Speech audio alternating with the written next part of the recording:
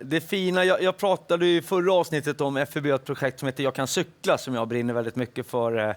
Där barn lär sig cykla. Det var en pojke jag fick träffa som hade lite kompisar. Och sen ville de åka iväg och äta glass. Och då kan han inte cykla. Utan han hade fått en trehjuling från hjälpmedelscentralen. Och då ville inte han visa att han inte kunde cykla tvåhjuling. Så då sa han alltid, ja men jag är inte sugen på glass.